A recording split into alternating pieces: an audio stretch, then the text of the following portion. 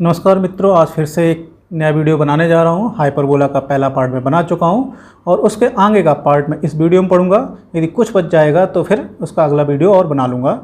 ठीक है, अभी तो मैं कॉन्सेप्ट में चल रहा हूँ, साथ साथ में कुछ एग्जाम्पल्स भी आपके कराते जा रहा हूँ। जब भी हमारा कॉन्सेप्ट का पार्ट हमारा ख़त्म हो जाएगा उसके बाद मैं बनाऊंगा क्वेश्चंस के वीडियो, जो कि काफ़ी इंपॉर्टेंट क्वेश्चंस के वीडियो मैं सारे बना दूंगा लगभग। और यदि उन क्वेश्चंस को आप अच्छे से पढ़ लेते हैं, अच्छे से समझ लेते हैं, तो ज़्यादा से ज़्यादा आपकी केवल न्यूमेरिकल वैल्यूज़ चेंज हो सकती हैं, कॉन्सेप्ट बिल्कुल चेंज नहीं होंगे।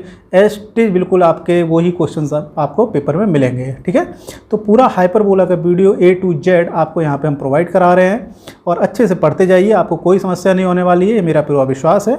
जहाँ पे आपको समस्या हो रही हो तो आप कमेंट बॉक्स में आप अपने कमेंट्स में लिख सकते हैं कि सर मुझे यहाँ पे प्रॉब्लम हो रही है, तो मैं और उसको अच्छे से समझाने की कोशिश करूँगा।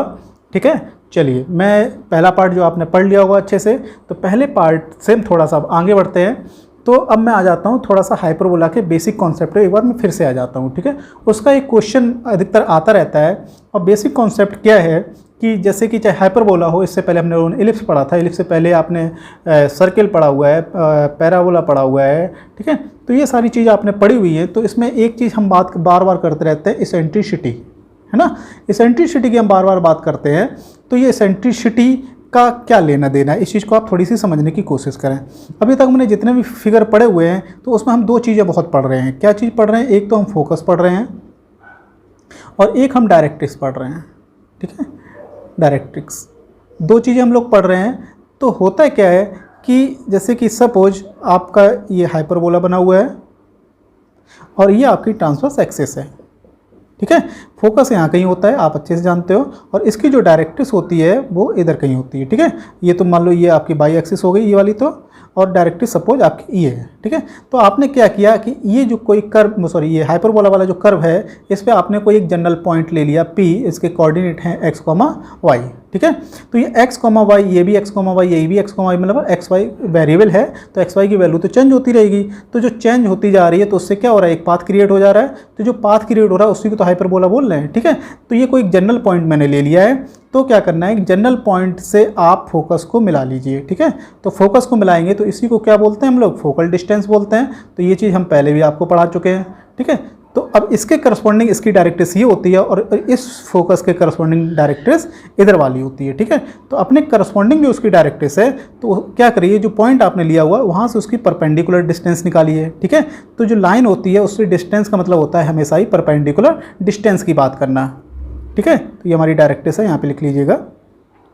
तो यहाँ पे आपने क्या निकाल लिया, ये परपेंडिकुलर डिस्टेंस फ्रॉम डायरेक्ट्रिक्स निकाल लिया, और इस पॉइंट से ये क्या निकाल लिया आपने, फोकल डिस्टेंस निकाल लिया। ठीक है, तो होता है क्या है कि जो फोकल डिस्टेंस होती है, focal distance divided by focal distance किसकी, किसी पर्टिकुलर पॉइंट की। ठीक है, मैं पूरी चीज़ नहीं लिख रहा हूँ, समझने की कोशिश करना। और डायरेक्ट्रिक्स से डिस्टेंस, ठीक है, तो डायरेक्ट्रिक्स डिस्टेंस या परपेंडिकुलर डिस्टेंस लिखिए या फिर आप डिस्टेंस लिखिए, यहाँ पर एक ही बात होती है। तो डिस्टेंस कहाँ पर, डिस्टेंस फ्रॉम डायरेक्ट्रिक्स, ठीक है, ऑफ गिवन पॉइंट P। तो इसका जो रेशियो होता है वो हमेशा फिक्स होता है किसी पर्टिकुलर कॉनिक का। ठीक है, अब वो E की वैल्यू डिपेंड करेगा कि मतलब जो रेशियो है वो E आया हुआ है किसी पर्टिकुलर का, तो वो क्या क्या वैल्यू हो सकती है, बहुत सारी हो सकती है। कभी 0 आता है, 0 आता है, वो सर्किल बन जाता है हमारा। ठीक है, तो सर्किल में कभी भी ई का डिस्कशन नहीं करते हैं क्योंकि उसका हमेशा फिक्स रहता है, 0 होता है। ठीक है, उसके बाद आ जाता है हमारा पैराबोला। पैराबोला में ये जो 1 होता है और ये भी आपका फिक्स रहता है, पैराबोला। ठीक है, अब थर्ड पे बात कर लेते हैं। थर्ड पे हम बात करते हैं एलिप्स की। तो एलिप्स की जो वैल्यू होती है वो 0 से 1 के बीच में होती है। ठीक है, तो अब यहाँ पे वेरी कर रहा है, 0 से बड़ा होगा, 1 से छोटा होगा, तो बहुत सारी इनफाइनाइट वैल्यू होती हैं। तो इसलिए यहाँ पे इसेंट्रिसिटी की बात करना बहुत जरूरी हो जाती है एलिप्स की, और इससे रिलेटेड आपका क्वेश्चन भी आता है। ठीक है, और जो थर्ड वाला पार्ट बनता है वो हमारा हाइपरबोला का बनता है। हाइपरबोला में जो ई की वैल्यू होती है वो कैसी होती है, 1 से बड़ी होती है। तो 1 से बड़ी बहुत सारी वैल्यू होती हैं। ठीक है, लेकिन पर्टिकुलर किसी हाइपरबोला के लिए वो कोई फिक्स ही होगी। ठीक है, यदि √2 है तो फिर वो उस हाइपरबोला हमेशा √2 रहेगी, ये नहीं कि उसी पर्टिकुलर फिगर में ई की वैल्यू चेंज हो जाए, वो कभी नहीं चेंज नहीं होने वाली। ठीक है, तो ऐसे ही जैसे आपने ये पॉइंट लिया था, ये सपोज P है, तो आप P यहाँ पर भी ले सकते हो। तो जब P आप यहाँ पे लेंगे तो यहाँ से यहाँ की डिस्टेंस ये फोकल डिस्टेंस हो गई, और यहाँ पे इसकी ये डायरेक्ट्रिक्स डिस्टेंस हो गई। तो दिस अपॉन दिस करेंगे उतना ही आएगा जितना पहली बार आया था। फिर भी ई आएगा। आप चाहे यहाँ पे ले लें तो अब ऐसा लग रहा है थोड़ा दूर चले गए, तो यहाँ से यहाँ की डिस्टेंस और यहाँ से यहाँ की परपेंडिकुलर डिस्टेंस, तो जब ये और दिस ये वाली distance divided by this distance जब ये करेंगे तब भी आपका इतना ही ई ही आएगा। ठीक है, तो ई यहाँ पे एक कांस्टेंट वैल्यू होती है किसी पर्टिकुलर कॉनिक के लिए। क्लियर? और ये जो p है वो वेरिएबल है, तो इसलिए फोकल डिस्टेंस और यहाँ से जो परपेंडिकुलर डिस्टेंस है ये चेंज होती रहेगी, बट उनका रेशियो कभी भी चेंज नहीं होगा। ठीक है, तो ये बहुत इंपॉर्टेंट पॉइंट है और इस पर एक क्वेश्चन भी आता है। तो क्वेश्चन में क्या दिया होता है? क्वेश्चन में आपको फोकस दिया होता है एक चीज़, दूसरा आपको डायरेक्ट्रिक्स दी होती है। ठीक है, तीसरा इसेंट्रिसिटी भी आपको दे रखी होती है। ये जब तीन चीज़ें आपको किसी क्वेश्चन में दी जाएं तो बताइए, फिर आपसे पूछा जाता है कि वो कॉनिक की इक्वेशन बताइए। तो जैसे ही आप ई की वैल्यू देखेंगे कि ई की वैल्यू किस टाइप की है, 0 है या 1 है या 1 से बड़ी है या 1 से छोटी है, उस हिसाब से पहले आप डिसाइड कर लेंगे कि हमारा कॉनिक बनने क्या वाला है। ठीक है, और फिर क्या कर देंगे हम, focal distance divided by directrix distance equal to e के इक्वल कर देंगे। ठीक है, तो वो इक्वेशन को हम सॉल्व कर लेते हैं और फाइनल जो इक्वेशन आ जाती है वो ही हम बोल देते हैं यही हमारा आंसर हो गया। क्लियर? चलो इस पर एक क्वेश्चन भी हम लोग कर लेते हैं। क्वेश्चन टाइप हो चुका है। ठीक है, देखो बहुत अच्छे राइटिंग में एक अच्छा सा क्वेश्चन मैंने लिख दिया है आपके लिए। दिया है find the equation of conic. ठीक है, आगे क्या करेगा, whose focus is 1/2 and directrix is the line x + y + 1 = 0। तो आपको क्या क्या दे रखा है, डायरेक्ट्रिक्स दिया हुआ है और फोकस दिया हुआ है, और आगे भी पढ़ लीजिए and it's eccentricity is 3/2। Eccentricity भी आपको दे रखी है। मतलब कहने का मतलब ये सीधा सीधा कॉनिक का बेसिक कॉन्सेप्ट आपसे पूछ रहे हैं। ठीक है, दूसरी चीज़ यहाँ पे इन्होंने ये बताया भी नहीं है कि आपको बनाना क्या है, हाइपरबोला बनाना है, एलिप्स बनाना है, एंड समथिंग, कुछ नहीं बताया इन्होंने। तो आपने क्या करना है, जैसे ही आपने इसेंट्रिसिटी चेक की 3/2 आ रहा है, इसकी वैल्यू क्या है, 1 से बड़ी है, अपने आप समझ गए होंगे ये क्या बनेगा, आपका हाइपरबोला बनेगा। ठीक है, तो चलिए हाइपरबोला बनेगा, देखते हैं। तो अभी मैंने क्या बताया हुआ है कि आपको एक पी पॉइंट जनरली ले लेना है, उसकी हम कोऑर्डिनेट्स x, y ले लेते हैं, और आपको क्या दे रखा है, फोकस। ठीक है, तो फोकस आपको दे रखा है 1,2। तो अब ये मान लो सपोज फोकस है, तो फोकल डिस्टेंस आप निकालना जानते हो। ठीक है, और दूसरा क्या करते हैं, एक डायरेक्ट्रिक्स दे रखी है, तो डायरेक्ट्रिक्स आप जैसे सपोज ये है, तो डायरेक्ट्रिक्स से क्या करते हैं, परपेंडिकुलर डिस्टेंस फाइंड आउट करते हैं। तो अब इसकी इक्वेशन क्या दे रखी है, x + y + 1 = 0। ये किसकी इक्वेशन है, डायरेक्ट्रिक्स की इक्वेशन है आपकी।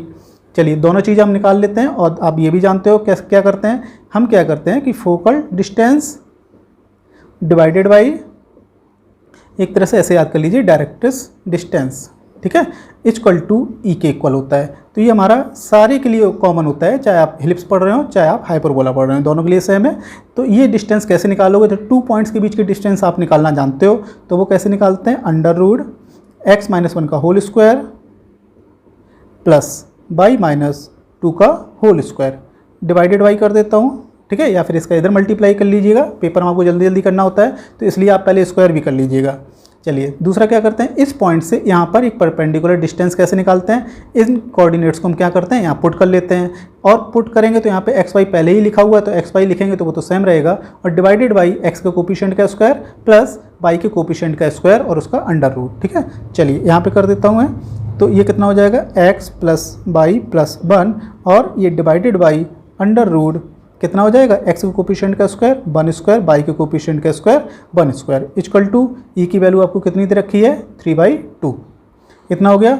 अब इधर मल्टीप्लाई कर लूँगा और उसका स्क्वायर कर दूंगा। ठीक है, कैलकुलेशन से थोड़ा जल्दी जल्दी बचना है। और इधर जब अंडर रूट समथिंग वाला जो होगा उसका स्क्वायर, अंडर रूट गायब हो चुका है, और ये स्क्वायर्स भी ओपन कर दीजिए, तो ये हो जाएगा x² + 1 - 2x।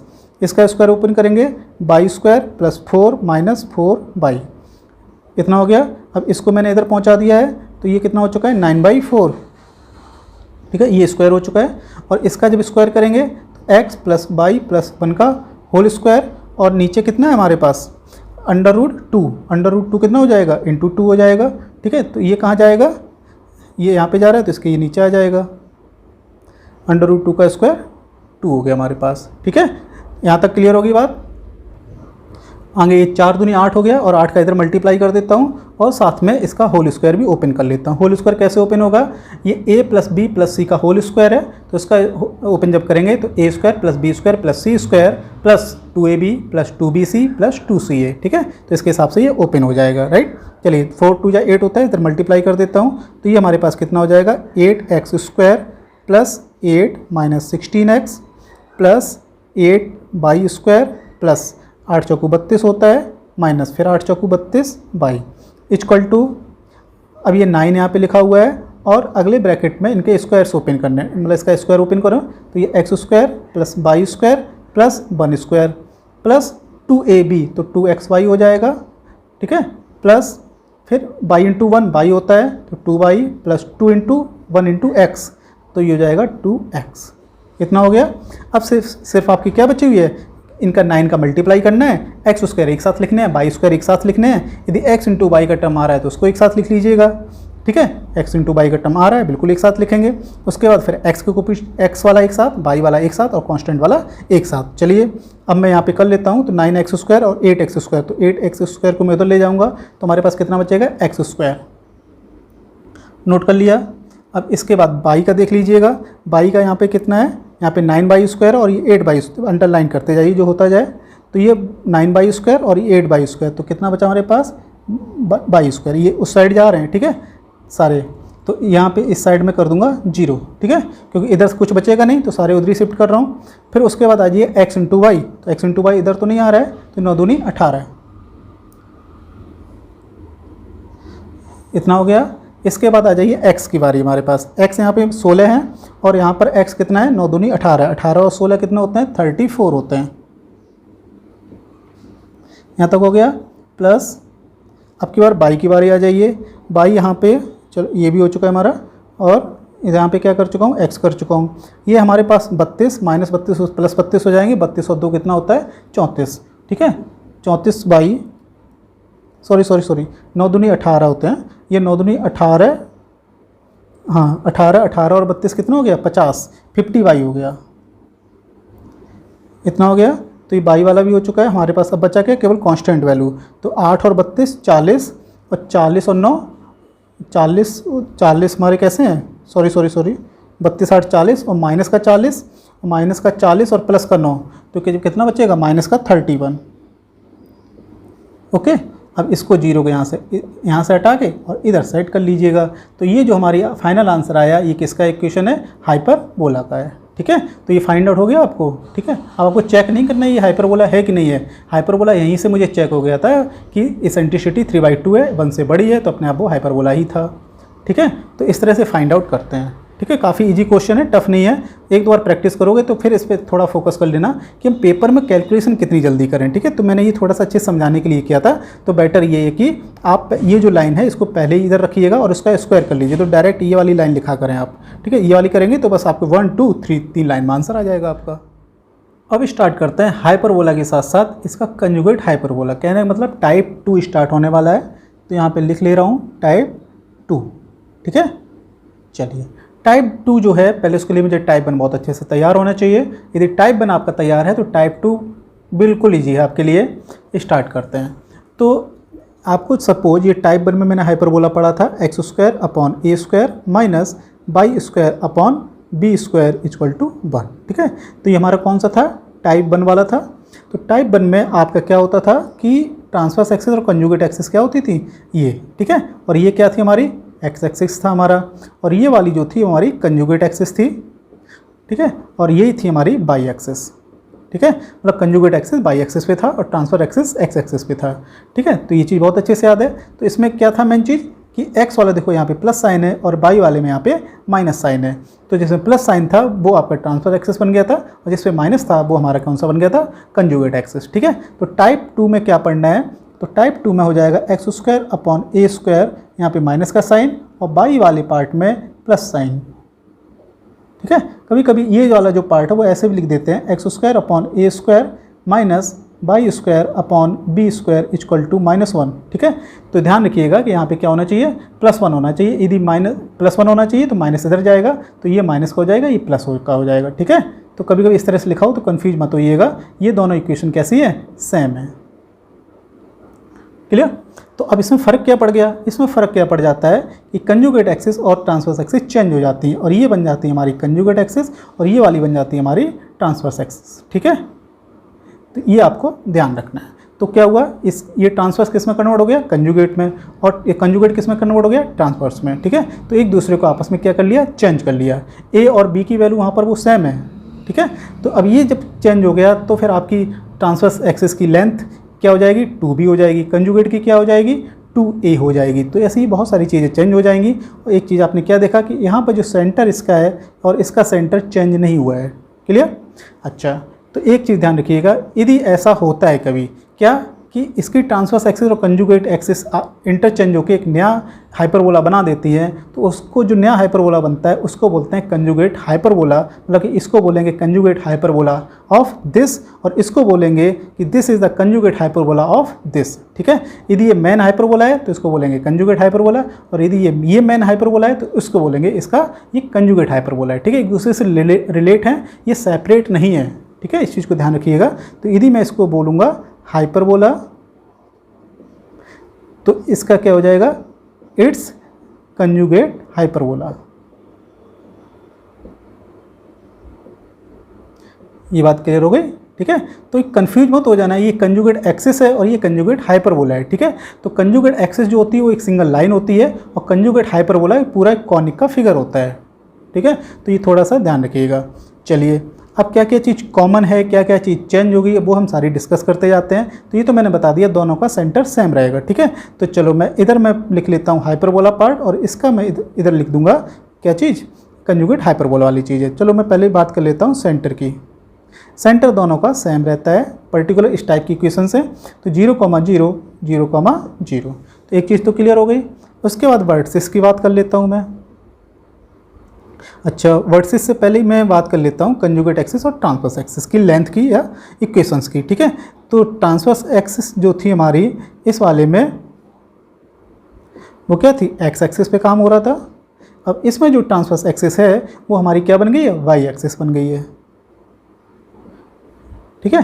तो देखो, अब चेंज तो हो गया, तो फिगर कैसे बनेगा ये भी तो थोड़ा देख लो। ये तो मैंने बताया नहीं, इसका फिगर कुछ इस तरह से बनता था, अब इसका जो फिगर है वो इस तरह से बनेगा। क्लियर? चलिए, अब इसकी जो लेंथ होगी इसमें कितनी होती थी, 2a। ठीक है? मतलब x के पॉजिटिव वाले पार्ट से हमारी 2a निकल आया। इसमें पॉजिटिव पार्ट कौन सा होगा, y वाला पार्ट होगा, तो हमारा ये ट्रांसवर्स एक्सिस प्रोवाइड कराएगा, ये इस बार 2b निकल के आएगा। ऐसे ही जब कंजुगेट एक्सिस की बात कर लूँ, इस कंजुगेट एक्सिस में क्या है, y एक्सिस, और जब उसकी लेंथ की बात करूँगा तो 2b होता है, और इसमें क्या हो जाएगा, x एक्सिस, और x एक्सिस के साथ क्या जुड़ा हुआ है, a स्क्वायर जुड़ा हुआ है, तो उसके अकॉर्डिंग ये 2a निकल के आता है। इतनी चीज़ें क्लियर हो गई। इसके बाद बात कर लेता हूँ मैं फोकस की। ठीक है? जो फोकस होते थे, इसके 2 फोकस से निकल के आते हैं, जिसको फोकी बोलते हैं। डबल आई कर लीजिए, यहाँ पे ऐसे हटा लीजिए। ठीक है?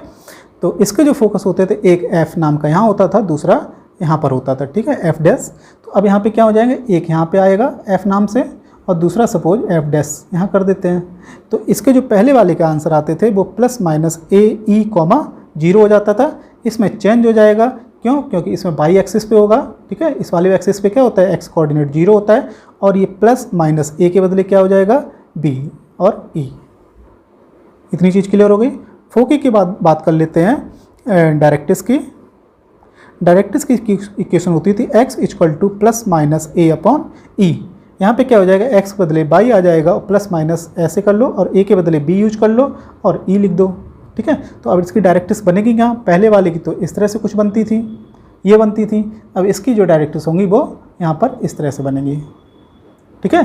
तो ये क्या बन गई, इसकी डायरेक्ट्रिक्स नंबर 1, और ये डायरेक्ट्रिक्स नंबर 2। ठीक है? मतलब इस फोकस की करस्पॉन्डिंग डायरेक्ट्रिक्स ये होगी, और इस फोकस की करस्पॉन्डिंग डायरेक्ट्रिक्स ये होगी। ठीक है? चलिए, अब इसके बाद 2 चीज़ें हो गई, और वर्टिसेस की भी बात कर लेते हैं। वर्टिसेस इसकी क्या होती थी, प्लस माइनस a, 0। तो कौन से पॉइंट होते थे, ये वाले पॉइंट। ठीक है? ये होते थे। अब इसमें वर्टिसेस क्या हो जाएंगे, ये वाले पॉइंट। तो वर्टिसेस होता क्या है कि वर्टिसेस ट्रांसवर्स एक्सिस को कहाँ पे कट करते हैं, ट्रांसवर्स एक्सिस को कहाँ पर कट करते हैं, इसमें यहाँ पर कट कर रहे हैं, और इस वाले में यहाँ पर कट कर रहे हैं। तो ये प्लस माइनस a, 0 था, तो इस वाले में क्या आएगा, 0, प्लस माइनस b आएगा। इतनी चीज़ें क्लियर हो गई। इसके बाद बचता है हमारे पास लेटस रेक्टम की बात कर लेते हैं। लेटस रेक्टम इसमें आता था 2b²/a, इसमें उल्टा हो जाएगा 2a²/b। ये चीज़ क्लियर हो गई। ठीक है? चलिए, लेटस रेक्टम की मैंने लेंथ वगैरह तो बता दी थी, लेकिन मैंने लेटस रेक्टम इलिप्स में तो पढ़ाया हुआ है, यहाँ पर नहीं पढ़ाया था, जल्दबाजी में थोड़ा सा रह गया था। लेटस रेक्टम क्या होता है कि जैसे कि आपका ये फोकस है, इसको थोड़ा सा और बड़ा कर लेता हूँ, ये फोकस है और ये ट्रांसवर्स एक्सिस है। तो मैं क्या करूँगा, एक कॉर्ड खींचूंगा जो कि ट्रांसवर्स एक्सिस के परपेंडिकुलर होनी चाहिए। तो ट्रांसवर्स एक्सिस के परपेंडिकुलर इस तरह से आप ड्रॉ करेंगे। तो ये जो होता है इतना, ये कहलाता है लेटस रेक्टम, ठीक है। और इसका जस्ट मिडिल पॉइंट यहाँ पर होगा, कहाँ, फोकस पर होता है। दूसरी चीज़ क्या होती है कि यहाँ से फोकस तक की डिस्टेंस और फोकस से यहाँ तक की डिस्टेंस सेम होगी, इक्वल होता है। तो हाफ जो पार्ट होता है इसको बोला जाता है सेमी लेटस रेक्टम, ठीक है। तो फुल कितना है, 2b² अपॉन a, तो हाफ कितना हो जाएगा, b² अपॉन a, ठीक है। तो यदि कहीं भी सेमी लेटस रेक्टम लिखा हो तो वहाँ पर मुझे यूज करना होगा b² अपॉन a। इतनी चीज़ें क्लियर हो गई। इसके बाद एक चीज़ और बचती है, फोकल डिस्टेंस की बात हो जाती है। तो फोकल डिस्टेंस इस वाले पार्ट से नहीं पूछा जाता है, केवल जो टाइप 1 के क्वेश्चन होते हैं उन्हीं से आता है, ठीक है। इसके अलावा आपको कुछ नहीं पढ़ना है। बस एक चीज़ और बची है, इसेंट्रिसिटी के रिलेशंस वगैरह, है ना। तो चलिए वो हम थोड़ा सा आगे पढ़ते हैं। इसेंट्रिसिटी में इसमें रिलेशन मैंने क्या बताया था, E = √1 प्लस, ऊपर नेगेटिव वाला लिखते हैं, नीचे पॉजिटिव वाला लिखते हैं, ठीक है। तो नेगेटिव वाला यहाँ पर क्या था, b² और पॉजिटिव वाला था a², ठीक है। ऐसा इसमें भी बिल्कुल करेंगे, √, लगा देंगे, 1 लिखेंगे प्लस। अब इसमें नेगेटिव वाला कौन है, यहाँ पर a² है, तो a² को यहाँ ऊपर लिख लेंगे और इसमें पॉजिटिव वाला कौन है, b², तो b² को ऊपर लिख लिया, वो सॉरी नीचे लिख दिया। तो हमेशा ध्यान रखिएगा √1 प्लस नेगेटिव अपॉन पॉजिटिव, ठीक है। तो कोई कन्फ्यूजन नहीं रहेगा। बट ये ध्यान रखिएगा कि इधर -1 का लफड़ा ना हो। यदि -1 होगा तो पहले इसको +1 करना है, उसके बाद ही हम काम करेंगे। दूसरा एक चीज़ और पढ़ा हुआ था, b² = a² e² - 1, ठीक है। तो यहाँ पे क्या था, b² हमारे किस पे काम कर रहा था, कंजुगेट एक्सिस पे काम कर रहा था। और यहाँ पर a और b आपस में इंटरचेंज हो जाएंगे, तो यहाँ पे a² b² e² - 1 ये हो जाता है, ठीक है। तो आपको मेन वाला याद रखिएगा, नीचे वाला अपने आप याद रहेगा। तो यदि कभी भी आपको टाइप 1 टाइप 2 के क्वेश्चन इंटरचेंज करने हो तो टाइप 1 याद रखिएगा। टाइप 2 के लिए क्या करना होता है कि बस x के बदले क्या लिख देंगे, y, और y के बदले क्या लिख देंगे, x, a के बदले क्या लिख देंगे, b, और b के बदले क्या लिख देंगे, a, ठीक है। और जहाँ पे e लिखा होगा वहाँ पे e ही रहेगा, इसको चेंज नहीं करना है। इतनी चीज़ें क्लियर हो गई, ठीक है। तो टाइप 2 बिल्कुल आपका क्लियर हो चुका होगा, फॉर्मूले क्लियर हो चुके होंगे, फिगर आपका क्लियर हो चुका है, ठीक है। लगभग ऑलमोस्ट चीज़ें क्लियर हो चुकी हैं। अब चलते हैं हम क्वेश्चन की तरफ। एक बहुत ही इंपॉर्टेंट क्वेश्चन है और ये बहुत रिपीट होता है। देखिएगा, if E1 and E2 be the eccentricities of a hyperbola and its conjugate, ठीक है। तो इसेंट्रिसिटी जो भी होती है वो हाइपरबोला की बात करें तो हाइपरबोला की होंगी, ठीक है, दूसरी किसी की नहीं होंगी। तो यदि हाइपरबोला एंड इट्स कंजुगेट, मतलब कि एक हाइपरबोला सपोज आपका ये है x² upon a² minus y² upon b² = 1, तो दूसरा इसका कंजुगेट हाइपरबोला क्या होगा, ये आपको मैंने बहुत अच्छे से भी जस्ट पढ़ाया हुआ है। तो x² upon a² y² upon b² = 1 क्या हो जाता है, यहाँ पे माइनस हो जाता है, यहाँ पे प्लस हो जाता है, ठीक है। तो ये पहला वाला क्या हो गया, हाइपरबोला 1, और दूसरा बोला हो गया हाइपरबोला 2, ठीक है। ये एक दूसरे के कंजुगेट हैं। चलिए, अब आप क्या पूछ रहे हैं, इनमें एक रिलेशन है 1/E1² प्लस 1/E2² की टोटल वैल्यू क्या होगी। चलिए, ये वाला जो मैंने पढ़ा था, यहाँ की इसेंट्रिसिटी मैंने कैसे निकाली थी, तो पहले वाले के मैं E1 मान लेता हूँ, ठीक है। E1 आपको एक की E1 माननी है, एक की E2 माननी है मुझे। तो दिस इज √1, यहाँ पे प्लस कर लेता हूँ, नेगेटिव वाला यहाँ पे b² है, ये वाला पॉजिटिव है, तो b² अपॉन a²। ऐसे ही जब यहाँ से E2 की वैल्यू निकालूंगा तो ये कितनी हो जाएगी, √1 प्लस, अब इसमें नेगेटिव वाला कौन है, a² है, तो यहाँ पे a² हो जाएगा डिवाइडेड बाई b²। इतना हो गया। अब मुझे क्या करना है, 1/E1², तो इसका उल्टा करना है, फिर इसका स्क्वायर भी करना है। चलिए, तो ऐसा कर लेता हूँ। तो ये 1/E वगैरह करूँगा तो थोड़ा इसको सिंप्लीफाई भी करना होगा और अंडर रूट वगैरह हटा देना होगा, ठीक है। तो चलो यहाँ पे मैं कर लेता हूँ, अभी मैं E1 का स्क्वायर कर लेता हूँ, ठीक है। इतना किया तो देखो a² प्लस b² ऊपर ऐसे लिख सकता हूँ डिवाइडेड बाई a²। यदि मैं इसको करूँगा E2 का स्क्वायर कर देता हूँ तो ये हो जाएगा b² plus a² divided by b²। इतना हो गया। अब मैं उल्टा करके ऐड कर देता हूँ जैसा कि यहाँ पे दिया हुआ है। तो 1/E1² प्लस 1/E2² = उल्टा करिएगा, तो a² upon a² plus b² plus यहाँ पे हो जाएगा हमारा b² divided by b² plus a²। अब नीचे तो सेम है, तो नीचे सेम है तो क्या हो जाएगा, a² प्लस b² और ऊपर वाला डायरेक्ट जुड़ जाएगा, तो ये हो जाएगा a² प्लस b², और इसकी टोटल वैल्यू कितनी आ गई, 1, ठीक है। तो आपका फाइनल आंसर क्या हो गया, 1। ये जो रिलेशन है ये आपका डायरेक्ट पूछा जाता है।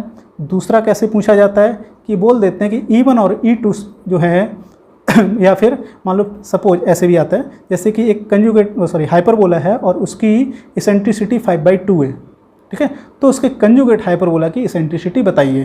तो मतलब एक हाइपरबोला दे रखी है और उसके कंजुगेट हाइपरबोला की इसेंट्रिसिटी आपसे पूछी जा रही है, तो क्या करेंगे, इस वाले को आपको याद रखना होगा कि हमेशा ही हाइपरबोला और उसके कंजुगेट हाइपरबोला का रिलेशन क्या होता है। ये याद रखोगे तभी आपको जो और क्वेश्चन हैं उनको आप कर पाएंगे, तो इसलिए आपको ये याद रखना है। क्लियर। तो जैसे कि सपोज एक हाइपरबोला है और उसकी इसेंट्रिसिटी आपको 5/2 दे रखी है, तो उसके कंजुगेट हाइपरबोला जो है उसकी इसेंट्रिसिटी बताइए। ठीक है, तो समझ गए होंगे। तो क्या करना है मुझे, ये कैसे फाइंड आउट करूँगा, तो 1 इसकी दे रखी है तो 5/2 का स्क्वायर प्लस एक इसकी फाइंड आउट करनी है, तो ऐसे ही लिख लो =1। जो कितना हो जाएगा, 2 दूनी 4 बटे 25 प्लस 1/e² = 1। तो हमारा हो गया 1/e² = 1 माइनस का 4/25। ये हो जाएगा 25 में से 4 गया 21/25। उल्टा कर देते हैं तो e² हो जाएगा, तो 25/21 हो जाएगा, और e की वैल्यू जो हो जाएगी √25/21 हो जाएगी। देखो अब यहाँ पे साफ सब दिख रहा होगा, तो ओवरऑल जो वैल्यू है वो 1 से बड़ी है। ठीक है, कभी कैलकुलेशन में गलती हो जाए तो आप चेक कर लीजिए कहीं ऐसा तो नहीं 1 से छोटी हो गई, क्योंकि हाइपरबोला की इसेंट्रिसिटी कभी 1 से छोटी नहीं हो सकती है। ठीक है, तो इसको सॉल्व और कर लीजिएगा 5/√21। ठीक है, तो इस तरह से भी क्वेश्चन आता है आपका, तो इसको भी नोट डाउन कर लीजिए। तो ये 2 क्वेश्चन जो हमने बताए हैं ये बहुत इंपॉर्टेंट हैं। लगभग जो ये चैप्टर के मोस्ट इंपॉर्टेंट 5 क्वेश्चन यदि देखे जाएँ तो उनमें से एक क्वेश्चन ये है और दूसरा क्वेश्चन ये है। ठीक है, चलिए आगे बढ़ते हैं। इस पार्ट में एक क्वेश्चन और देख लेते हैं हम लोग। Find the latus rectum foci directrix and conjugate transfer axis of this conic 3x² - 6y² + 18 = 0। ठीक है, इसमें देखो एक चीज़ क्या है कि x² y² के टर्म्स आ रहे हैं और साथ में एक न्यूमेरिकल वैल्यू भी अलग से आ रही है, मतलब कांस्टेंट अलग से आ रहा है। ठीक है, तो यदि 18 ना होता यहाँ पे तो ये पेयर ऑफ स्ट्रेट लाइन बनाता। यहाँ पे वैल्यू आ रही है तो इसका मतलब ये 2 ही चीज़ें यहाँ पे बनेंगी, या तो इलिप्स बनेगा या तो दूसरी चीज़ क्या है सॉरी देखो एक चीज़ क्या है कि देखो सर्कल तो नहीं बन सकता। सर्कल क्यों नहीं बनेगा, x² y² के कोफिशिएंट सेम होने चाहिए, इसलिए सर्कल नहीं बनेगा। दूसरा इलिप्स तब बनेगा कि जब यहाँ पे दोनों ही साइन सेम होते हैं, दोनों साइन अलग अलग हैं, इसलिए इलिप्स नहीं हो सकता है। तो सीधा सीधे हाइपरबोला बनेगा, और हाइपरबोला किस टाइप का बनेगा उस चीज़ को समझ लेते हैं। तो इस इक्वेशन को पहले हम अच्छे से लिख लें, 3x² - 6y² = कर लेता हूँ -18। अब इस -18 को दोनों तरफ डिवाइड कर देता हूँ, तो ये हो जाएगा x² माइनस का साइन आ जाएगा 3 × 18, और ये माइनस माइनस प्लस हो जाएगा y²/3 = ये हो जाएगा +1। राइट, तो ये कौन सा हमारा बन गया, टाइप 2 का क्वेश्चन बन गया है। तो टाइप 2 में ये वाला जो होता है वो हमारे ट्रांसवर्स एक्सिस का काम करता है, और ये वाला जो काम करता है वो कंजुगेट एक्सिस का काम करता है। ठीक है, तो कहने का मतलब अब फिगर आप समझ गए होंगे। ये फिगर हमारा कुछ इस तरह से बनेगा, रफली हल्के से फट से बना लिया करें आप।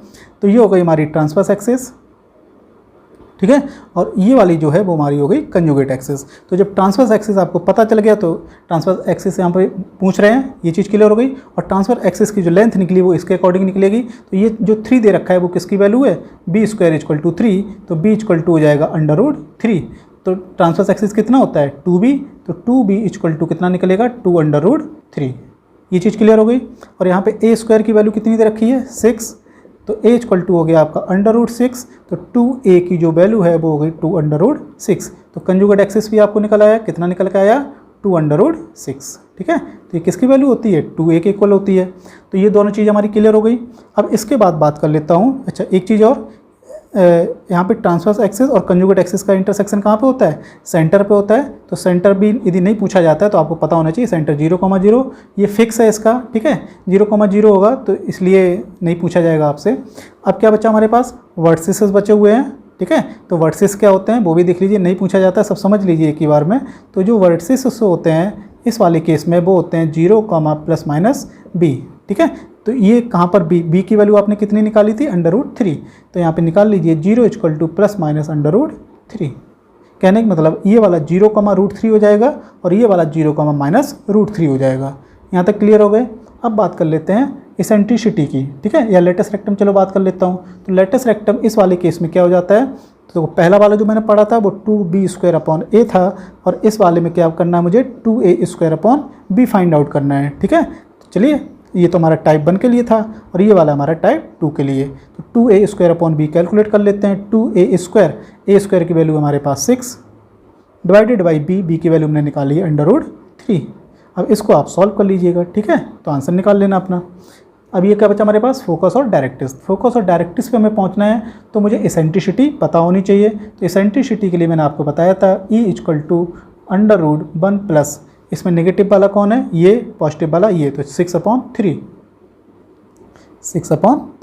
तो ये कैलकुलेट यदि करते हैं तो कितना हो जाएगा, 6 और 3 9/3 और 3 से 3 ये काट दीजिए 3, तो ये हो गया हमारे पास √3 और √3 की वैल्यू होती है 1.73 जो कि हमारा 1 से बड़ा है, मतलब कि हाइपरबोला है। साफ क्लियर हो गई बात। चलिए ठीक है। अच्छा, यहाँ कहीं भी हाइपरबोला लिखा नहीं था तो मैं हाइपरबोला डायरेक्ट पढ़ाने लगा, जबकि ये बहुत बड़ी गलती है। तो सबसे पहले आप, अच्छा मैंने समझा दिया था ये हाइपरबोला ही है, तो एक काम और कर सकते थे आप, इसकी एसेंट्रिसिटी फाइंड आउट कर सकते थे। अच्छा, एसेंट्रिसिटी के लिए भी आपको फार्मूला चाहिए होगा, तो सबसे पहले मैंने पहचानना, बिल्कुल कोई गलती नहीं हुई है, मैंने सही पढ़ा दिया था, ठीक है। कन्फ्यूज हो जाता हूँ कभी कभी, तो इस चीज़ पे ध्यान दीजिएगा। तो ये मैं पहले ही बता चुका था, ये हाइपरबोला है, ठीक है। तो ये हाइपरबोला के लिए एसेंट्रिसिटी का जो फार्मूला है तो वो भी हाइपरबोला के लिए लगेगा। क्लियर। चलिए ई की वैल्यू निकल आई। तो अब आ जाइए फोकस पर।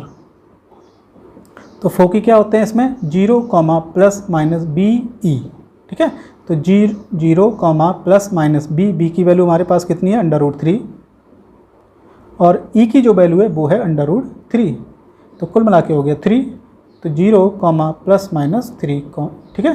तो ये फोकस कहाँ पे होते हैं इसके, एक फोकस यहाँ पर होगा, दूसरा फोकस यहाँ पर होगा, ठीक है। तो ये वैल्यू कितनी हो जाएगी, 0,3, ये हो जाएगी 0,-3। और देखते हैं क्या बचा हमारे पास, केवल डायरेक्ट्रिक्स की इक्वेशन बची हुई है। डायरेक्ट्रिक्स इक्वेशन मैंने बताया था, इसमें y ± इसमें देखो BE है ना, तो बस B/E कर दीजिए, तो इससे याद रखिएगा। तो ये कितना हो जाएगा, ±B की वैल्यू है हमारे पास √3 और डिवाइडेड बाई √3, तो कितना हो गया, +-1, ठीक है। तो एक इक्वेशन बन गई हमारी y = 1, दूसरी इक्वेशन बन गई y = -1। क्लियर हो गया। तो y = 1 ऐसा होगा और y = -1 ऐसा होगा। हो गई सारी चीज़ें। तो एक ही क्वेश्चन में जितनी चीज़ें मैंने निकालनी थी मैंने सारी चीज़ें आपको निकाल के दिखा दी हैं, इसके अलावा और चीज़ें इसमें नहीं पूछेंगे, ठीक है। तो सम ऑफ फोकल डिस्टेंस इसमें ध्यान रखिएगा, सम ऑफ फोकल डिस्टेंस वहाँ पे कितना आया था, 2a आया था, यहाँ पे सम ऑफ फोकल डिस्टेंस 2b आएगा। सॉरी, डिफरेंस की बात होती है, ठीक है। ये हाइपरबोला है, मैं गलती से पढ़ा गया। हाइपरबोला में क्या होता है, डिफरेंस ऑफ फोकल डिस्टेंसेस, वहाँ पे 2a निकल के आया था, यहाँ पे डिफरेंस ऑफ फोकल डिस्टेंसेस यहाँ पे कितने निकल के आएगा, 2b निकल के आएगा, ठीक है। एलिप्स में सम ऑफ होता है और हाइपरबोला में डिफरेंस ऑफ होता है। क्लियर। बस यही 4-5 क्वेश्चन बनते हैं, तैयार कर लीजिएगा। चलिए अब नेक्स्ट पार्ट बढ़ते हैं, टाइप 3 की तरफ बढ़ा जाए। चलिए टाइप 3 टाइप 4 की तरफ बढ़ा जाए, उससे पहले हम 5 क्वेश्चन की क्विज खेल लेते हैं आप लोगों के साथ। इस क्वेश्चन को आराम से पढ़ लीजिए, उसके बाद आप वीडियो पॉज कर लीजिए, ठीक है। और 10 सेकंड का आपके पास समय रहेगा, तो आप फिर आंसर फाइंड आउट करिएगा, उसके बाद फिर वीडियो को स्टार्ट कर लीजिए और अपना आंसर चेक कर लीजिएगा। चलिए क्वेश्चन क्या हमारे पास, the eccentricity of the hyperbola x² / a² - y² = -1 is given by, मतलब ये एक आपको हाइपरबोला दे रखा है और उसकी एसेंट्रिसिटी आपसे पूछी जा रही है, इसमें एसेंट्रिसिटी का फॉर्मूला क्या है, ठीक है। चलिए वीडियो पॉज कर लेते हैं हम लोग। Now start. देखो पहली चीज़, एक चीज़ ध्यान रखिएगा कि मोस्टली तो हम लोग क्वेश्चन को कर लेंगे, बहुत इजी क्वेश्चन है। a² - b², जिसकी वैल्यू हमारी a² से छोटी होती है, ओवरऑल वैल्यू 1 से छोटी होगी, उसका अंडर भी 1 से छोटा होगा, ये 1 से छोटा है, और दूसरा ये भी जो है वो 1 से छोटा है, तो ये दोनों तो ऑप्शन हो ही नहीं सकते हैं, एक चीज़, ठीक है। दूसरा, चलिए ध्यान देने वाली बात ये, यहाँ पे -1 दिया हुआ है, तो इसको मुझे क्या करना होता है, +1 करना होता है। +1 करूँगा तो ये वाला नेगेटिव हो जाएगा, ये वाला पॉजिटिव हो जाएगा, तो हमारे पास क्या हो जाएगा, 1 प्लस नेगेटिव वाला ऊपर होता है, तो a² ऊपर आएगा और b² नीचे आएगा। और इसको थोड़ा सा सिंप्लीफाई कर लेते हैं, तो ये b² + a² divided by b², और यहाँ पे लगेगा √। तो ये किस में दिया हुआ है, ये बी लास्ट डी ऑप्शन में दिया हुआ है, ठीक है। क्या आपका आंसर सही था, सही है तो पूरे नंबर मिलेंगे आपको 4/4, ठीक है। क्वेश्चन नंबर 2 स्टार्ट होता है, दिया हुआ है the eccentricity of a hyperbola is √3, then the eccentricity of its conjugate is, ठीक है। वीडियो पॉज कर लीजिएगा, सॉल्व कर लीजिए, फिर इसके बाद आंसर चेक कर लेते हैं, ठीक है। चलिए स्टार्ट करते हैं। एसेंट्रिसिटी आपकी हाइपरबोला दे रखी है और उसके कंजुगेट हाइपरबोला की एसेंट्रिसिटी आपसे पूछी जा रही है। रिलेशन आपको याद होगा, 1/e1² + 1/e2² = 1। एक की आपको दे रखी है तो उसकी हम वैल्यू पुट कर लेते हैं। √3 का स्क्वायर आपका 3 हो जाएगा, plus 1/e2 square equal to 1। तो 1/e2 स्क्वायर इक्वल टू 1 - 1/3, तो ये हो जाएगा टोटल 2/3। तो e2 का स्क्वायर हो जाएगा आपके पास 3/2 और e2 की वैल्यू निकल आएगी √ के अंदर 3/2। आंसर है आपका सी। क्या आपका सही था? यदि सही है तो नंबर आपको मिलेंगे 4, गलत है नंबर मिलेंगे -1। क्विज का अगला क्वेश्चन देखते हैं। दिया हुआ the equation x² - k plus y² - k equal to 1 represents hyperbola. K की कंडीशन दे रखी है, एलिप्स के की कंडीशन दे रखी है, हाइपरबोला और के की कंडीशन दे रखी है, और एक ऑप्शन है नन ऑफ दीज। वो तब होगा जब ये तीनों ऑप्शन गलत होंगे। ठीक है, चलिए वीडियो को पॉज कर लीजिएगा। 15-20 सेकंड का आपके पास समय है, उसके बाद आप वीडियो फिर से ऑन कर लें। अब चलिए देखा जाए। देखो हाइपरबोला यदि दिया हुआ है तो ज़रूरी है कि एक के साथ प्लस हो। देखो यहाँ पे इक्वल 1 दे रखा है, मतलब +1 दे रखा है, तो इसलिए यहाँ पे कोई टेंशन नहीं है। यहाँ पे प्लस होना चाहिए तो यहाँ पे माइनस होना चाहिए, यदि यहाँ पे माइनस है तो यहाँ पे प्लस होना चाहिए। तो ये हाइपरबोला के लिए कंडीशन हो जाएगी। ठीक है, और इलिप्स ये कहता है कि यदि यहाँ पे प्लस है तो यहाँ पर भी प्लस होना चाहिए। ठीक है, यदि यहाँ पे माइनस है तो यहाँ पर माइनस है, और इक्वल टू यहाँ पर भी माइनस होना चाहिए, जबकि यहाँ पे ऐसा नहीं है। तो ये कंडीशन तो ऐसे नहीं है। तो इलिप्स के लिए केवल यहाँ पे प्लस और प्लस को ध्यान रखना पड़ेगा। चलिए इतनी सी बात है। तो हाइपरबोला और केवल इलिप्स की ही यहाँ पे टक्कर हो रही है। चलिए टक्कर कराते हैं। देखो एक चीज़ ध्यान रखिएगा, कोई भी ऑप्शन तभी आपको पूर्णतः सत्य माना जाता है जब वो हर किसी केसेस में सत्य होगा। ठीक है, यदि आप के की वैल्यू की बात हो रही है तो के की किसी एक पर्टिकुलर वैल्यू के लिए ये गलत हो जाता है, तो फाइनली इसको गलत ही माना जाएगा। राइट, चलिए यहाँ पे कह रहे हैं कि k < 8, तो k < 8 आप 7 6 5 4 3 2 1 कोई भी वैल्यू ले लेंगे तो यहाँ पे क्या फ़र्क पड़ने वाला है। तो k की वैल्यू सपोज हम 7 ले लेते हैं, तो यहाँ पे यदि 7 पुट करूँगा तो ये भी पॉजिटिव आएगा, यहाँ पे भी पॉजिटिव आएगा, तो दोनों पॉजिटिव आ गए। तो यहाँ पे ये वाला तो केस हमको नहीं मिला। ठीक है, तो इस केस में ये इलिप्स बन जाता, हाइपरबोला नहीं बनेगा, तो इसलिए इस ऑप्शन को हम कट कर देते हैं। अगला ऑप्शन है हमारे पास इलिप्स का। इलिप्स कह रहा है कि k जो है वो 8 से बड़ा होना चाहिए। k 8 से बड़ा होना चाहिए, तो k की वैल्यू हम 8 से कोई बड़ी ले लेते हैं, 9 ले लें या 10 ले लेते हैं। ठीक है, और दूसरी चीज़ है यहाँ पे 12 को भी ट्राई कर लेंगे, 12 से बड़ी वैल्यू को भी ट्राई कर लेंगे। चलिए अब यदि मैं 12 ले लेता हूँ, पहले बात तो ये ऑप्शन ही हमारे पास गड़बड़ हो जाएगा, एक चीज़। दूसरा क्या चीज़ है, यदि 8 से बड़ी हम वैल्यू 9 भी ले लेते हैं, तो यदि 9 ले लेता हूँ तो ये तो पॉजिटिव है और ये हो जाएगी नेगेटिव, जबकि एलिप्स क्या कहता है दोनों पॉजिटिव आनी चाहिए थे हमारे पास। ठीक है, तो इस हिसाब से ये ऑप्शन भी गलत हो गया। अब हमारे पास बचे हैं 2 ऑप्शन, यदि सी भी गलत हो जाएगा तो डी पे टिक लगा देंगे। चलिए पहले सी को चेक कर लें, ऐसा तो नहीं सही है। ये कह रहे हैं कि k की वैल्यू हमारे 8 और 12 के बीच में होनी चाहिए, तो 8 और 12 के बीच हमारे पास 9 होती है और 10 होती है और 11 होती है। ठीक है, लेने के लिए आप कोई फ्रैक्शन वैल्यू भी ले सकते हो, लेकिन अब जनरली चेक करने के लिए इनसे भी मेरा काम चल जाएगा। चलिए इनमें से कोई भी एक वैल्यू आप उठा लीजिए। किसको उठा लेता हूँ, 10 को उठा लिया जाए। 10 को उठा लेते हैं तो ये पॉजिटिव आएगी, तो ये नेगेटिव आएगी। ठीक है, 9 ले लेता हूँ तब भी ये पॉजिटिव, ये नेगेटिव आ रही है। 11 ले लूँगा तब भी ये पॉजिटिव, ये नेगेटिव आ रही है, जो कि जिस हिसाब से मुझे चाहिए भी था। ठीक है, तो ये वाला कॉम्बिनेशन आपका तैयार हो जाएगा। तो इस हिसाब से ये हाइपरबोला आपका बन गया। तो हमारा ऑप्शन सी हो रहा है। किस किस का ऑप्शन सी आया था? जिसका ऑप्शन सी आया हो उसमें फिर से +4 कर लीजिए, जिसका सी ना आया हो उसको -1 कर लीजिएगा। क्वेश्चन नंबर 4 क्विज का है हमारा। ये क्वेश्चन तो बहुत ज़्यादा ईजी है, सबको आना चाहिए। ठीक है, और ये पेपर में आता है इसलिए मैंने लिख दिया है क्विज में। ठीक है, चलिए the equation ax² + 2hxy + by² + 2gx + 2fy + c = 0 represents a hyperbola if. चलिए बिल्कुल आंख बंद कर लीजिए और फटाफट टिक लगा लेते हैं। सबसे पहले क्या होता है कि डेल्टा नॉट = 0 होना चाहिए। ठीक है, तो 2 ऑप्शन मेरे गलत हो गए पहले से। इसके बाद h² ab से बड़ा होना चाहिए। ठीक है, तो ये वाला जो है वो तो गलत हो गया, नीचे वाला हमारा सही हो गया। तो कुल मिला के कौन सा ऑप्शन है? डी सही। ठीक है, तो जिसने भी सही किया हो +4 वो भी जोड़ लें, जिसने गलत किया हो वो -1 कर सकते हैं। क्विज का आखिरी क्वेश्चन है, थोड़ा सा टफ है। इसमें नंबर मिलेंगे आपको 8। जो भी सही करेगा उसको 8 और जो गलत करेगा उसको कोई नेगेटिव मार्किंग नहीं मिलेगी। ठीक है, कोशिश करिएगा। चलिए स्टार्ट करते हैं। Eccentricity of a hyperbola whose latus rectum is 8। अच्छा, इसमें कोई भी इक्वेशन आपको नहीं दे रखी है। जब इक्वेशन नहीं दी जाती है तो आप टाइप 1 के जो इक्वेशन होती है उसको ही हम कंसीडर कर लेते हैं। x² / a² - y² / b² = 1। ठीक है, तो इसकी हम पूरी जो भी बात करेंगे इसी के थ्रू बात करेंगे। तो लेटेस्ट रेक्टम आपको दे रखा है। लेटेस्ट रेक्टम आपको कितना दे रखा है? 2b² a या वैल्यू होती है और उसकी वैल्यू दे रखी है 8। यहाँ से 2b² = हो गया 8a, या कहने का मतलब ये अब 2 इसको हटा दें तो यहाँ पे टोटल हो जाएगा 4a। यहाँ तक हो गया।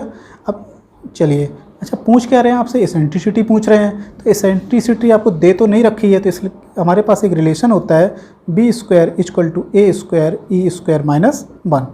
यदि यहाँ पे बी स्क्वायर की वैल्यू पुट कर लेते हैं तो हमारे पास हो जाएगा 4a, और यहाँ पे ए स्क्वायर मल्टीप्लाई कर लो, चाहे या ऐसे ही बना रहने दो, ई स्क्वायर माइनस 1। ठीक है, तो चलो अब एक हमारे पास एक तो ये है, एक तो ये है। जितना दे रखा है उसको थोड़ा सा हमने अच्छे से लिख लिया। आगे क्या दे रखा है, conjugate axis is equal to half the distance between the foci.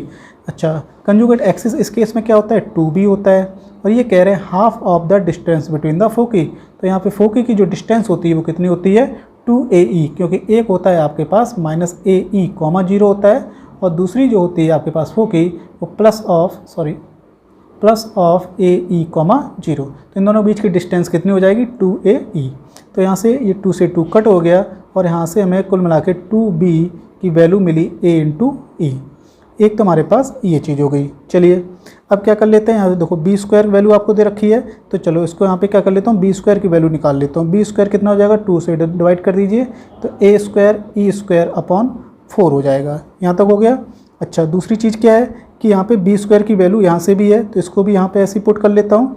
तो यदि मैं यहाँ पुट कर दूँगा तो ये हो जाएगा a square e square minus 1 equal to a square e square upon 4। ठीक है, तो इसका मल्टीप्लाई वगैरह कर लेता हूँ, या ए स्क्वायर से ए स्क्वायर में कट कर दूँ, तो ए स्क्वायर से ए स्क्वायर कट गया, तो यहाँ से कितना हो जाएगा, 4e square minus 4 equal to e square.